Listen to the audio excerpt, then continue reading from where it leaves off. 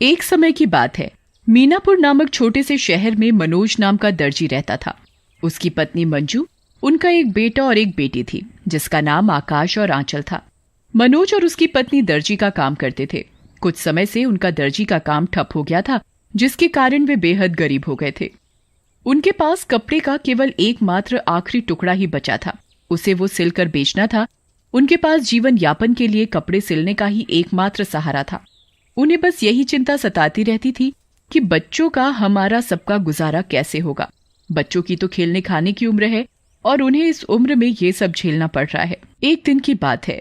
माँ, कुछ खाने को दो ना, बहुत भूख लगी है। मंजू रसोई में जाती है और बच्चों के लिए कुछ खाने के लिए देखती है। खाना इतना कम था कि आकाश और आंचल का ही पेट बड़ी मुश्किल से भरता। माँ, जल्दी लाओ ना, बहुत जोरों की भूख लगी है। हाँ हाँ, अभी देती हूँ। और मंजू आकाश और आंचल को खाना खाने को देती है। माँ, थोड़ा और खाना दो ना, और भूख लगी है, मेरा पेट ही नहीं भरा। बेटा, आज इतना ही खाना है, खाना खत्म हो गया। आकाश और आंचल दोनों ही थोड़ा खाना खाकर ऐसे ही सो जाते हैं। मंजू मनोज से कहती है, ऐसा कब तक चलेगा? बच्चों के खाने खेलने की उम्र है, बच्चों को इतनी सी उम्र में ये सब झेलना पड़ रहा है। क्या करूं? इतनी हालत खराब हो गई है कि कुछ समझ नहीं आता। अब तो कपड़ा सिलने के लिए भी थोड़ा सा ही कपड़ा बचा है। कल उस कपड़े की फ्रॉक बनाकर बाजार में बेच आऊंगा, कुछ तो पैसे मिलेंगे। और मनोज ने रात को अपनी दुकान में जाकर कपड़े की कटिंग की और उसे रख दिया। उसने सोचा कल सुबह आकर मैं कटे हुए कपड़ों को सिलकर बाजार में बेच दूंगा।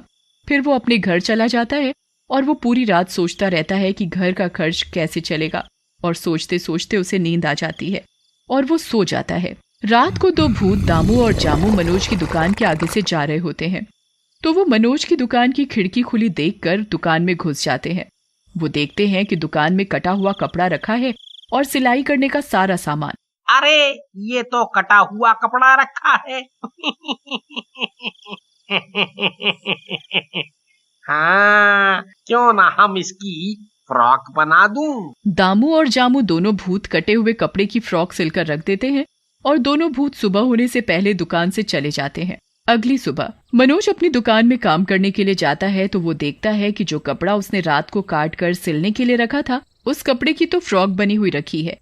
तभी उसकी दुकान में उसके बच्चे आकाश और आंचल आते हैं और कहते हैं, पापा, स्कूल की फीस देनी है।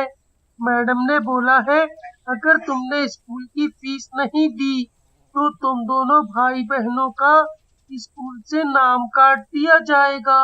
पापा, मेरे स्कूल की ड्रेस फट गई है। मैडम ने बोला है कल नई ड्रेस पहनकर आनी है। ये फटी हुई ड्रेस पहनकर नहीं आनी है। अगर मेरी स्कूल की ड्रेस नहीं आई तो मैं कल स्कूल नहीं जाऊंगी। ठीक है, मैं कल तुम्हें नई ड्रेस दिला दूंगा और तुम्हारी स्कूल की फीस भी दे दूंगा। तभी मनोज का ध्यान उस फ्रॉक पर जाता है जो उसे दुकान में सिली हुई मिली थी। इस फ्रॉक को बाजार में बेचकर कुछ तो पैसे मिलेंगे, जिससे खाने का कुछ सामान तो आएगा। और वो बाजार चला जाता है। बाजार जाकर वो फ्रॉक बेच देता है जिससे उसे अच्छे दाम मिलते हैं। चलो, आज इस फ्रॉक के थोड़े तो ज्यादा पैसे मिले, कम से कम आज बच्चों को भूखों तो नहीं सोना पड़ेगा। मनोज कुछ खाने का सामान खरीदता है और बाकी पैसे का कपड़ा खरीदता है जिसे वो हमेशा की तरह दुकान में जाकर काट कर रख देता है। रात को दोनों भूत दामू और जामू मनोज की दुकान की खिड़की खुली देखते हैं और कहते हैं, अरे, आज फिर दुकान की खिड़की खुली हुई है।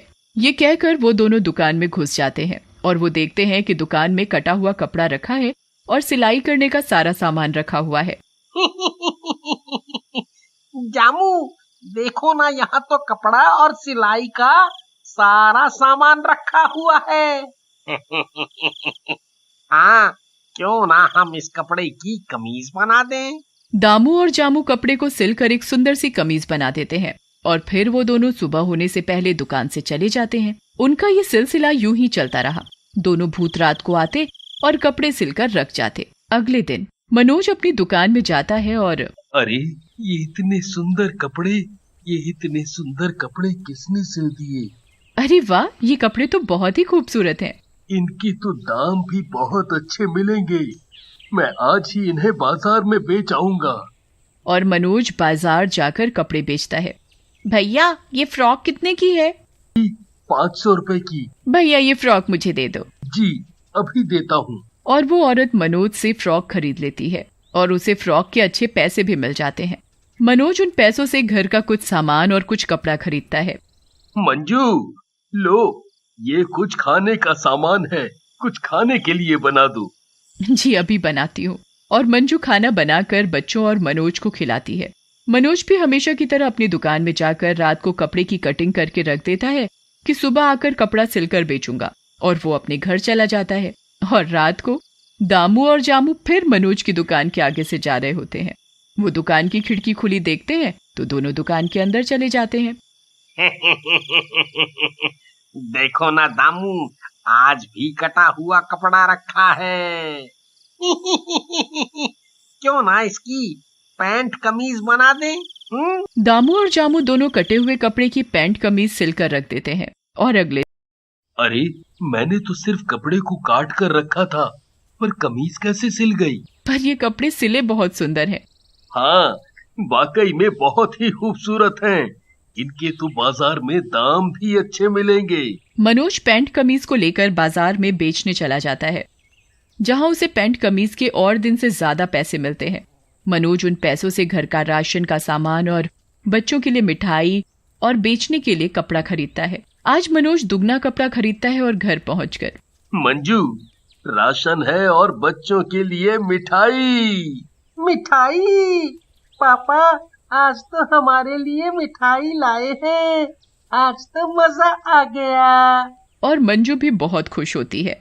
क्या बात है, आज तो आप घर के लिए खाने पीने का सामान और बच्चों के लिए मिठाई लाए हो। हाँ आज उन कपड़ों के सही दाम मिल गए थे, वो कपड़े थे ही इतने सुंदर। अच्छा मैं दुकान जाकर सुबह के लिए कपड़ा काट के रखाता हूँ। कल सुबह आकर इन्हें सिल कर बेचूंगा। और रात को फिर दामू और जामू मनोज की दुकान में आते हैं और देखते हैं कि रोज की तरह आज भी कटा हुआ कपड़ा रखा है। इससे तो आज मैं बहुत ही सुंदर ड्रेस बनाऊंगा। मैं इस कपड़े की सलवार कुर्ती बनाऊंगा। दामू और जामू दोनों भूत कपड़े सिलने लग जाते हैं और वो दोनों भूत बहुत ही खूबसूरत कपड़े सिलते हैं। कपड़े सिलकर दोनों भूत सुबह होने से पहले दुकान से चले जाते हैं। और अगले दिन मनोज और उसकी पत्नी दुकान जाते हैं तो देखते हैं कि आज 2 जोड़ी सुंदर सुंदर फ्रॉक बनी हुई रखी है। मनोज और उसकी पत्नी फ्रॉक देखकर हैरान हो जाते हैं। अरे वाह, इतनी खूबसूरत फ्रॉक, मैंने तो इतनी सुंदर फ्रॉक कभी नहीं देखी। हाँ ये तो बहुत ही सुंदर हैं, मैं इन्हें बाजार में ले जाकर बेच आऊंगा। और अगले दिन मनोज रोज की तरह अपनी दुकान खोलता है तो आश्चर्यचकित हो जाता है। वो देखता है कि आज फिर किसी ने कपड़े सिलकर रखे हुए हैं। वैसे तो उन्हें अब किसी चीज की कोई कमी नहीं थी और उनके जीवन में धीरे धीरे सुधार आने लगता है। फिर भी वो हमेशा सोच में डूबे रहते कि आखिरकार रात में आकर कौन हमारी मदद कर रहा है। देखो ना, ये रोज रोज कौन हमारे कपड़े सिलकर रख जाता है। हमें रात को दुकान में आकर पता लगाना पड़ेगा कि कौन हमारी मदद कर रहा है। तुम सही कह रही हो, हमें आज ही रात को पता लगाना पड़ेगा। और हमेशा की तरह रात को कपड़ा काट कर दुकान में रख देता है और मनोज और उसकी पत्नी एक अलमारी में छिपकर बैठ जाते हैं। तभी वो देखते हैं कि दुकान की खिड़की से 2 भूत अंदर आते हैं। मनोज और मंजू पहले तो भूत को देखकर डर जाते हैं और दोनों अलमारी में बैठे चुपचाप देखते रहते हैं। तभी दामू और जामू कहते हैं, देखो आज तो और दिनों से भी ज्यादा कपड़ा रखा है। हाँ आज तो और दिनों से भी ज्यादा कपड़ा रखा हुआ है। मैं आज इस कपड़े से बहुत ही सुंदर शादी का जोड़ा बनाऊंगा, लोग देखते ही रह जाएंगे। मैं इस कपड़े से शादी की ओढ़नी बनाऊंगा। और दोनों भूत अपना अपना काम करने में लग जाते हैं। दामू और जामू दोनों अपना अपना काम करके सुबह होने से पहले चले जाते हैं। अच्छा तो ये दोनों भूत इतने दिनों से हमारी मदद कर रहे थे। इन दोनों भूतों ने तो हमारी बहुत मदद की है। आज हमें इन दोनों भूतों की वजह से किसी भी चीज की कोई कमी नहीं है। हमें पैसे की भी दिक्कत नहीं है। अब हम आराम से अपनी जिंदगी गुजार रहे हैं। हमें भी इनके लिए कुछ न कुछ करना चाहिए। मंजू तुम बिल्कुल सही कह रही हो। अब हम इनसे कोई कपड़ा नहीं सिलवाएंगे और ना ही रात को दुकान में कपड़ा काट कर रखेंगे। इन्होंने हमारे लिए इतना कुछ किया है, हमें भी इनके लिए कुछ ना कुछ करना चाहिए। मैं कल रात को इनके लिए अच्छा अच्छा पकवान बनाऊंगी। और मैं इन दोनों भूतों के लिए सुंदर सुंदर कपड़े बनाऊंगा। अगले दिन मंजू मनोज से कहती है, आज बहुत काम करना है मुझे। उन दोनों भूतों के लिए अच्छा अच्छा खाना बनाना है और उनके लिए स्वादिष्ट स्वादिष्ट मिठाई बनानी है। हाँ, और मुझे भी दोनों भूतों के लिए सुंदर सुंदर कपड़े बनाने हैं। मैं उनके लिए शेरवानी बनाऊंगा। हमें ये काम रात होने से पहले ही करना पड़ेगा। जी तुम सही कह रहे हो, बहुत काम है।